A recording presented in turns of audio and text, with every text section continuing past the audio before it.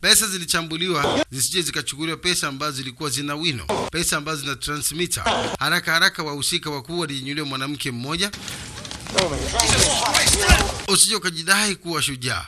Niambie unafunguaga safe saa ngapi? Anasema saa 3. Akaambia acha uongo. Hizo pesa sio za kwako. Unafunguaga safe saa 2:15. Yaani ikifika saa 2:15 ndio safe inafunguliwa. Ukifungua kinyume na hapo alarm kwa polisi inakuwa inalia. Sasa walikaa wanasubiria saa 2:15 ifike kamili ndipo safe ifunguliwe. Kinyume na hapo polisi watafika hapa. Go. Fungua. Chap. No distress code. Usiwe na wazo. Haifanya tu taratibu. Samahani. This guy fucking friendly. Huyu jamani rafiki yako? Let's go. Fanya haraka twende. I'm sorry kaamba tulia. Mmoja ni mbibie. Take your time. Chukua muda wako taratibu, pumua. Yaani afungue ile bila wenge. Akashikisho taratibu. Combination number ile inatakiwa utulivu. Sasa afungue taratibu kwa sababu bibie yeye na manager wake ndio wanajua namba hizo za kufungua hapo.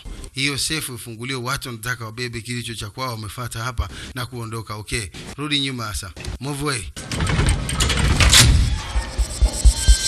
Ni watu 4 tu, lakini walikuwa wanajua wanachokifanya. Haraka. Zile mashine zina hard disk zote zinachomolewa haraka zote kusanya mahali pamoja. Anashuka nazo mtu chini chapchapu wakiwa wamevalia vinyago vyao kiasi kwamba huoni hata alama ya kidole. Ndio maana yake. Chapchapu pesa zinachambuliwa kwa utaratibu. Hadi diski zote zinawekwa kwenye microwave, zinachomwa moto, kuisha habari yake. Mlango unagongwa ghafla. Ni mteja anasema, "Hello, mmefunga?" "Yo, mmefungua?" "Hello?" Watu walipiga kimya. Bibi miguu yake ni mizuri sana. Kiasi kwamba mmoja kati ya wale vibaka alimtamani kwa sababu bibi ana urembo wa aina yake. Hata kama ni kibaka lakini naye ana hisia za kibinadamu. Unaona mambo haya. Bwana alikuwa anakagua vizuri. Oya, inabidi tuondoke. Let's go. Let's preach it up. Chap.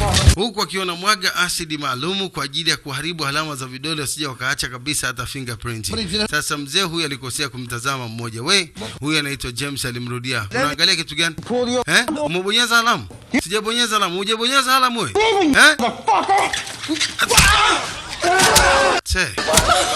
Kitu alifanywa. Asei unatosha. Maana walikubaliana hakuna mtu kuumia.